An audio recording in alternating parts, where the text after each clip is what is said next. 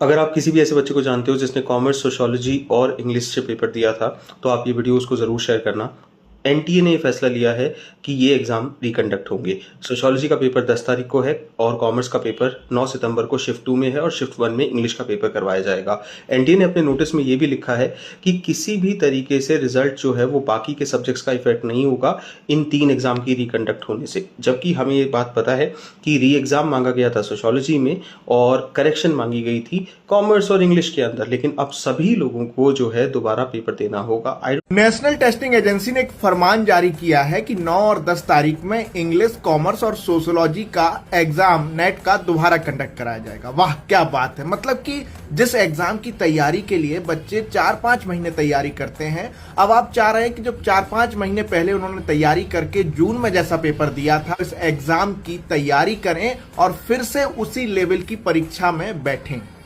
आपने अभी तक ये भी स्वीकार नहीं किया कि आप ये परीक्षा रिकंडक्ट क्यों करा रहे हो, लेकिन आपने अब कॉमर्स, सोशियोलॉजी और इंग्लिश के बच्चों से कह दिया है कि आप जिस चीज का हम सभी लोगों को इंतजार था, कहीं ना कहीं अब ये जो 40 दिन का डिले था, इसकी वजह से शायद ये सही डिसीजन भी गलत लगने लगेगा। वो है री एग्जामिनेशन का। इंग्लिश, कॉमर्स और सोशियोलॉजी, इन सभी का री एग्जामिनेशन एनटीए ने अनाउंस कर दिया है।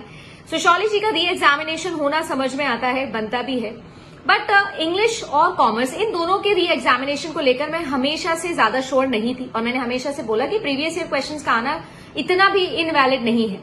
बट बहुत सारी जगहों पर इसको लेकर आवाज उठाई गई थी, स्टूडेंट्स ने भी बहुत बोला था। नेशनल टेस्टिंग एजेंसी नहीं है, नेवर ट्रस्टिंग एजेंसी है, जो कि बनी चुकी है, मतलब कंप्लीट हो चुका है उसका वो पूरा जो घड़ा होता है ना, वो घड़ा भर चुका है। क्योंकि उन्होंने अभी अभी क्या किया है, पहले आंसर की को रिलीज किया, फिर 3 सब्जेक्ट की आंसर की को रोक लिया, फिर उसके बाद क्या बोल रहे हैं कि अब आपकी आंसर की नहीं आएगी दोस्तों, अब सीधा सीधा क्या होगा, आपका री एग्जाम कराया जाएगा। तो ये डेट्स दे दी गई है नई नई कि 9 सितंबर 2026 को होगा हमारे पास कॉमर्स का, 9 सितंबर को होगा, टाइमिंग भी दी है 9 AM to 12 AM, 12 PM, 3 PM to 6 PM, और सोशियोलॉजी का है हमारे पास 10 सितंबर को 9 AM to 12 PM।